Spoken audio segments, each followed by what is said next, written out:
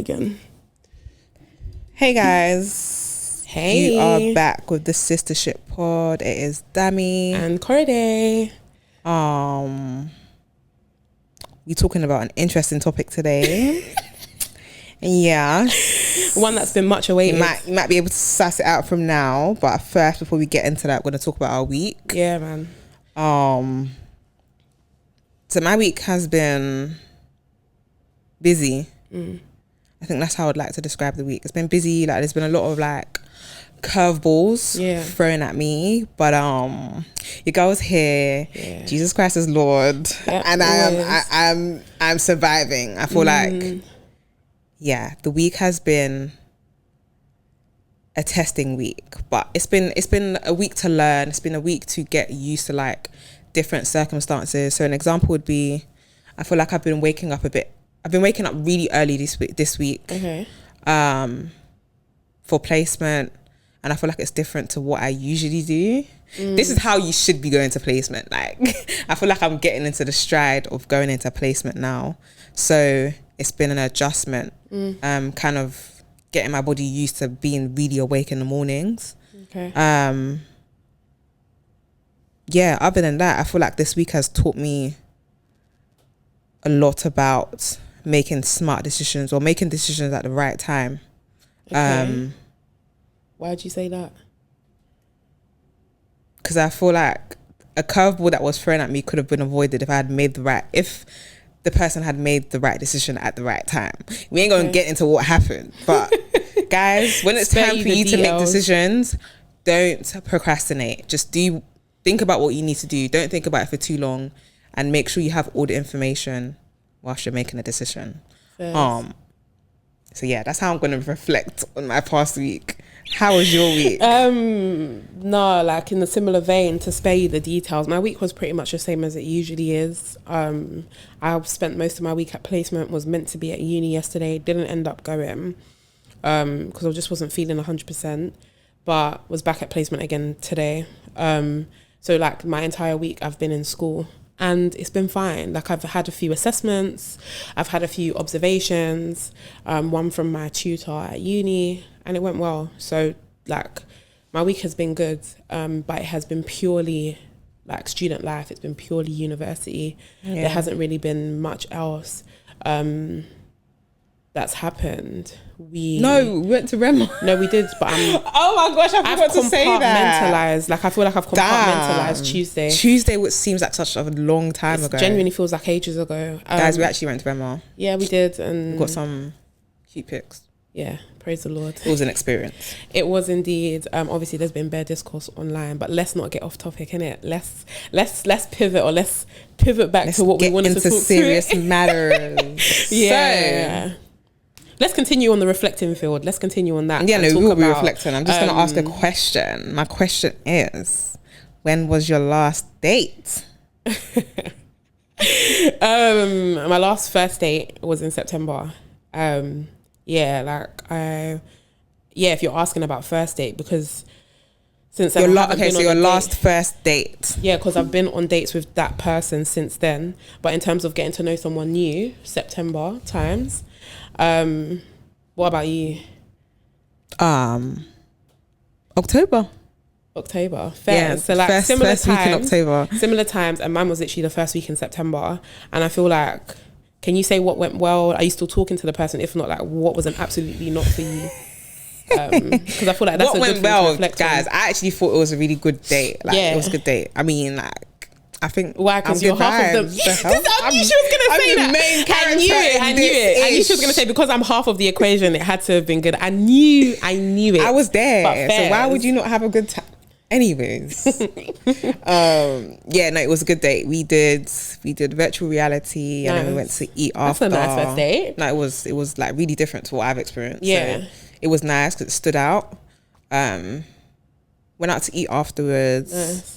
And then we actually ended up in the cinema after that. So it was that was a good like one date. of them dates that keep going and keep going and keep going. That's nice. Yeah, like it kept, and then it kept on going. It was good. It was different to what I've experienced in the past. So I thought it was a good first date. Yeah. Are we still talking? No, but we are cordial. So it did not end. Doesn't have to be like something. I mean, it depends on who's saying it, but I don't think it ended on a bad note. That's fine. I think that's fair. Are you still? Yeah, you said you're still talking. Yeah, with so your like guy. I'm still talking to the same person. Been on that. dates since, and like our first date in the similar vein, like kept going and going and going. Kept on going. And then I feel like it was good because the two of us had been in each other, like in the periphery. You know, like when there's someone that you've not really had the opportunity to get to know, but you know you've been in the same places at the same time. Yeah. Type of thing. So like I think it was good because it was just like an opportunity to get to know each other. That sounds weird, but like a date isn't gonna be that anyways. But you know when it's strangers, it's weird. But rather than it being somebody that you know you've been in close proximity to, but never had the opportunity to, so it just felt like, oh, now we're. I feel like those are nice type of thing. Because I like the concept of ending up with someone that you kind of know already. Right. Okay. Fairs. I feel like rather than getting to know someone in new this from current scratch, climate, getting to know someone from scratch, it's just like. It's a daunting experience. It's a daunting experience. You know what it's for me? I'm always like thinking about how the older gen did it, because they don't have things like, maybe you might be in each other's periphery via social media, or you've been in the same physical spaces. Yeah. But like when we're talking about the older gen, it had to be somebody that you kind of knew, or someone you saw at a wedding, or someone you saw at church, like, or if you went to university. And even like, I feel like weddings back then were a bit more intimate than they are now. So you kind of knew who was going to be there for people, for our parents anyway. It wasn't like, so yeah, I enjoy the concept of being familiar, some sort of familiarity before your first date. And I had that with who I went on a date with as well. Like, he was someone that I knew of. So, I mean, I'm not talking to him anymore. So I will say what made me think absolutely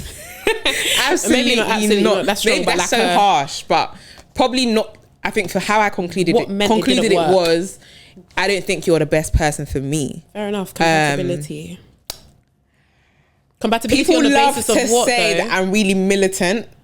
But is it compatibility on the basis of what though? Like, he wasn't the person for you because of what you wanted, or because of, I think it was more what I wanted. Or what I think it was more what I wanted. Obviously, I was the one who pushed for it to end, I guess. If it was him, he was happy to continue going with how things were.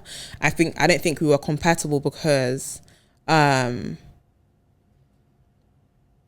we saw things differently. Okay. But differently to the point where it was, of course, we're two different people, so you're even me and you, we see things differently. Yeah, true. Naturally, we're human beings, and we all have a sense of, we have our own perceptions. We're all in our own like different individuals, and we're all influenced by the same things, but we perceive things differently. Yeah. So we had strong fundamentals in terms of our faith, and where we came from. We both had same culture, so that wasn't really an issue. But an example for me was, I think quality time is a really big thing. Okay. Love language. Yeah, that's my. Okay, I think that's my top love language, and I don't think he necessarily saw how important it was to me. Okay, interesting. And do you know what's weird? I actually saw a TikTok about that concept though, like how what might be your top love language. Yeah, like yours being quality time might not be theirs, but exactly. It's adjusting so that you give your person their top whilst you also give the person yours, because his top might not be that. Yeah, exactly. So for me, so it was like, you can give them what they need. I don't feel like his top love language was quality time, and that's fine. I'm never gonna force it to be yours. But I feel like if I'm telling you that's my top love language, it's something you take in regard to me. And I feel like there was a discrepancy there. Like, we just didn't understand what each other wanted. I knew what I wanted, so I felt like I gave a chance. Some people may think I didn't give any chances, but I feel like I gave enough chances for you to show me that you were actually interested in liking me in the way that I want to be liked. So I feel like I didn't get that, and I feel like there was other things that I didn't agree with as well. Those were things that I could let slide though. Like, it wasn't that deep. Okay. But yeah, that was the main gist of it all. And I just feel like if you're not going to be considerate enough to take in how important my top love language is to me, then it can't go far. Okay, fair enough. I'm trying to think of a situation where, because then I'm just not gonna feel like you're taking me in how I want to be taken in. Do you get it? And there's always gonna be like a disconnect. You might feel like you really like me or you really love me if we ever got to that stage, but I would never see it that way because you're not liking or loving me in the way that I want to be liked or loved. And I just thought we weren't understanding that connection. So yeah, it was just missing. Got to go on that front. Yeah, no, I feel you. I do. I'm trying to also think I kind of have an idea in my head of when it also hasn't worked, when it's been an absolutely not. The last situation that occurred, so this is before obviously the current, I feel like it was very much the guy's views. At this stage we didn't even get to going on a date because we met face to face, and then we had a discussion, and I felt like we both were coming, our perceptions were two different things, and I'm more than happy to have an open debate and have a discussion, you might even learn as well, because I'm learning. And what happened, I felt like his views were a little bit misogynistic, let's just put it that way, to put it under an umbrella, but no, quite a bit misogynistic, and that was totally off-putting for me. But it was misogynistic under the umbrella of faith. So he had an opinion about female preachers, and I was obviously I didn't understand his position, but was willing to have a discussion about it. Do you get it? I feel like naturally, why wouldn't you? We're not always going to see eye to eye on everything. Got to give people a chance. And when it was time to talk, the energy that I was getting was very you can't even have an let's have an educated conversation. You enlighten me, I enlighten you. One of the things for me that's so important is that someone is teachable. I'm gonna want to tell you things that you might not agree with, but you have to be open to hearing my point of view in the same way that I'm trying my best to also be teachable. So when things don't align with my point of view or my perception or what I believe, I'm happy to hear it and take it on board and to listen. I think it's that not being able to listen that's so problematic. Yeah, it was scary. It was quite concerning. I said, you know what, never mind, it's okay. We'll just draw a line under it. I was like, yeah, no. So that was an absolutely not for me. You ain't got to go on a date. Don't worry. We don't have to go that far because I don't think it's worth a while. Because imagine now, we were talking about something that doesn't pertain to me and you. It pertains to something outside of us, church. We saw something and we thought, oh, you have your opinion, I have mine, that's opposing. But imagine now it's something to do with the two of us, our finances or, do you know what I mean? Something that relates to the two of us directly as opposed to indirectly. Come to together, we might not agree all the time in the approach, right? But it's being able to have a conversation about it and not feeling like you're being condescending or not feeling like you're gonna enforce your views and not want to hear me out or not want to listen. That kind of thing is scary, and I think about that when I had that conversation with him, albeit a conversation that was very trivial in the grand scheme of things, but I do apply that trivial situation to what could have been a more serious situ. Do you get what I mean? Yeah. So that for me, absolutely not drawing a line under it. We kind of touched briefly on how our parents' gen, or the older generation, those that we see that are married, those that we see that are in serious relationships that are older than us, how their approach to dating maybe is different, or maybe how it's different for us, should we say. The landscape of dating is a difficult one to navigate, right? It's a different scenario. It's a different hill to climb. The principles are the same. I think the principles are the same, but just the current society that we're living in is so different to what our parents grew up in. Right. Not even saying that all of them ended up in relationships that they wanted to be in, but I feel like they all really valued what it meant to have a life partner. Okay, yeah. And to actually settle down and kind of build a life with someone. Yeah.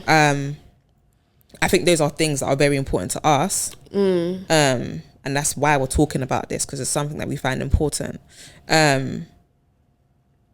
It's obviously I feel like a lot of people don't. I think these days people do understand what having a life partner can do for you. Okay. In terms of the benefits of having one? Yeah. Yeah. But a lot of people are scared. Okay.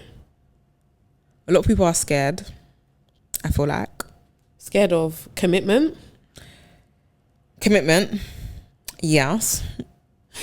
Gonna say commitment. A lot of people are scared of commitment, and I feel like a lot of people are scared because a lot of people are feeling like what we see on social media in terms of,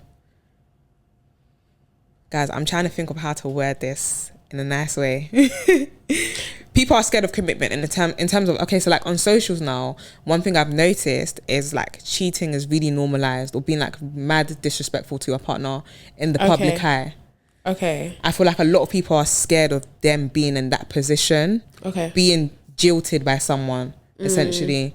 And I don't feel like people want to be vulnerable, because being vulnerable means you're susceptible to that. Okay. I get what you're trying to say. Yeah. I do. And I definitely think it's a point. I feel like let's stay on the point of socials as well. Like, there's, as well as people seeing the negative side of committing to someone because of the horror stories. Yep. Because it's so visible online. It's so visible online, and people do share it all the time. Sometimes we miss that there are potential positives. I do hear that. I also feel like there's the promotion of unrealistic ideals. That was just one. No, I was like, let's stay on the social media thing, because that's definitely one side, and I also feel like this is another thing as well. This is another. Our attitudes to relationships are makes me roll my eyes. Like our attitudes to relationships are not the same way that maybe our parents' generations were, because they weren't exposed to the same types of, like they weren't exposed to this as in the same way that we are. Of course they will see relationships and they'll be like, okay, cool, like this person has this and the other. They have their own celebrities and they have their own like people that are looked up to in their own ways, but social media obviously amplifies that type of thing. So there's unrealistic ideals. There's also like that, I feel like, how do I describe it, but the only way I can put it is an inflated sense of self. So like you feel like you have array of choice. Bare options is a good way to put it. Like, you have the best pick of the bunch. We have this kind of ideal that we can pick wherever from far and wide and this, that and the other, when a lot of the times our options are quite limited to maybe who we're familiar with and like who's in close proximity, who we've got to know, those people that are in the same like social, like I think class has a big thing to play in it, our social groups, whether where we work, whether we are like where we are at, do you know what I mean? Like sometimes we are limited to that, but social media does give us that feel. I don't know whether it's like via dating apps or whatever it is, that we can go far and wide and date, I think it's all over the place, like, which we can, but I think even it's before not. The dating apps, like you've got Instagram, like you just follow people, you see all the people that are online with you, Facebook, you see all the array of people you can meet in this life. And I feel like something to add on to what you just said is people feel like they have options, but when those options are put in front of you, how many of those options actually align with what you want in a partner? Explain that.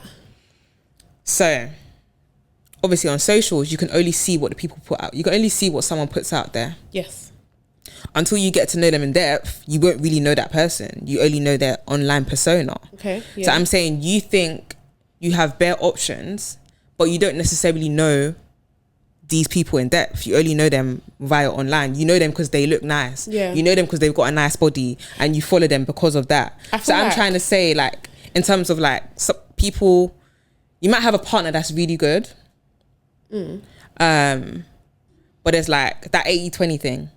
You have a partner that's really good, but 20% of what they do is 20% of them is like the concept of the grass is green on the other side. Okay, because what I was thinking when you were saying that is like, it'd be the same concept if you met somebody like you don't know them very well. You will still have to get to know them and figure out no, that's different person. But social media, I think having options, that it's even having options IRL as well as having options on social, that either way you're still going to have to suss the person out and figure out. But I'm saying social media like amplifies that concept. Obviously when you're dating, you're getting to know these people and you're getting to know if they fit into what you want. If they don't fit into what you want, then they go, innit? But you might... I feel like I misunderstood you there. So for like people who may be getting into a relationship or they're dating someone and this person is potentially like a good fit for them. But they're jumping because there's that 20% of them that doesn't meet their requirements per se. Like 100% would mean that you're perfect, that you're finished product. 80% of the person that you really want is right in front of you, but you're so ready to jump like the grass is greener, and you now go and get to know that person and they only have 20% of what you want, but now you've missed out on that person who actually had 80%. Right, because you thought, oh, I've got options, let me try my luck. Fair enough. No, I do feel you. I do. I feel like that's a really big thing as well, and it's obviously caused by that array of options. Like like, yes, I will always say, like, try and widen your options when you date. Like, don't put all your eggs in one basket. Not initially, anyway. Right. Like, date around, get to know people, and it doesn't need to be anything spectacular. Like, you're getting to know someone, and I feel like this is where the unrealistic ideals come into play. Like, the first date's got to be in Mayfair. The first date's got to be this. The first date you've got to spend this much money. Like.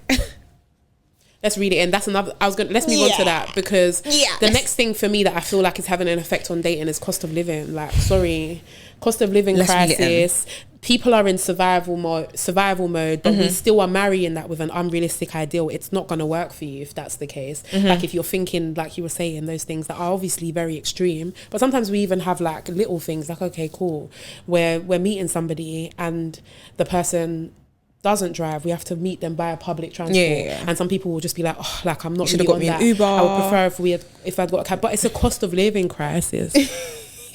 It's a cause he lives, and it changes the dating landscape as a result. Like, people are not gonna be as frivolous, or not frivolous with money, what's the word I'm looking for, they're not gonna be as able to spend. So I feel like you have to take that into consideration moving forward. I do feel like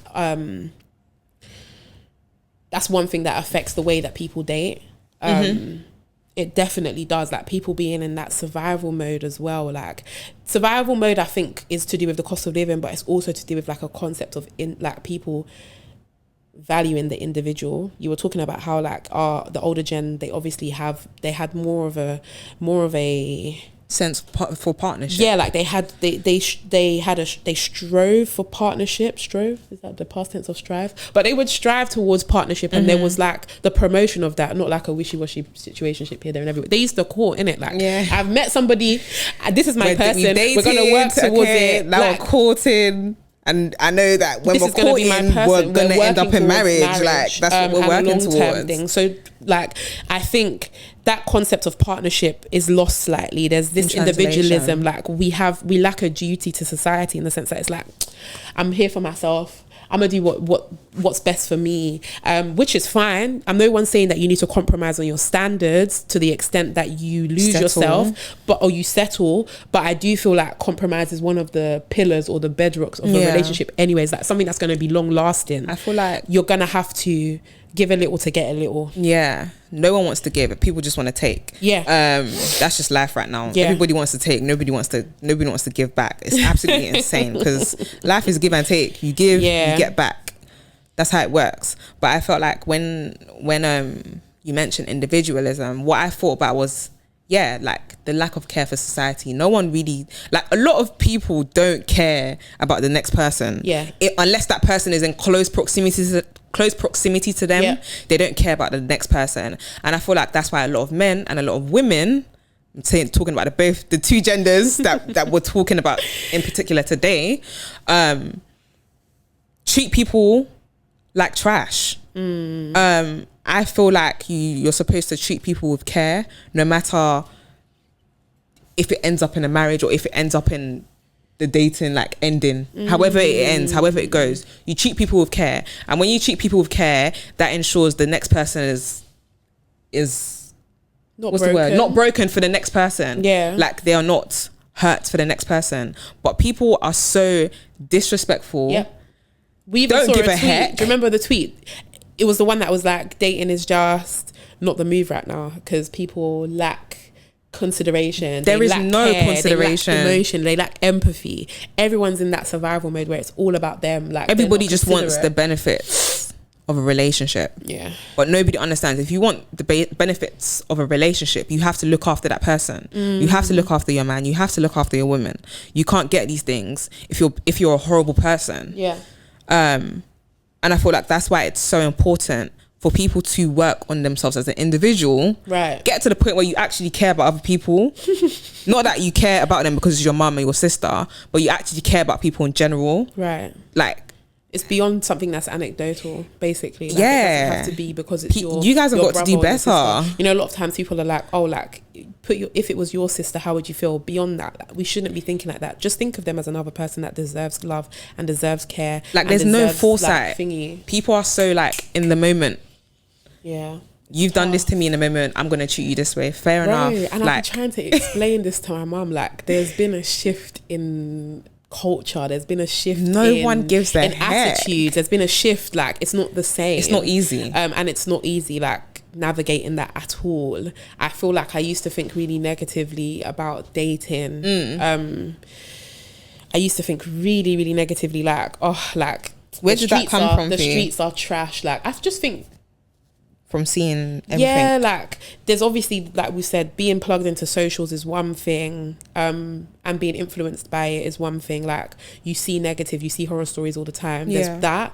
There's also, I guess, your own, like, my own failed relationships or attempts. I mean, not failed relationships, just relationships that didn't work out. The relationships that haven't worked out. Yeah. Or that didn't really. I hate that you described it like that. What, a failed relationship? Yeah. I don't really feel any way about. I don't know. You know me. I don't really place like a connotation on a word. To me, a failed relationship is a relationship that didn't work out. Something that didn't work out is a failure. It is.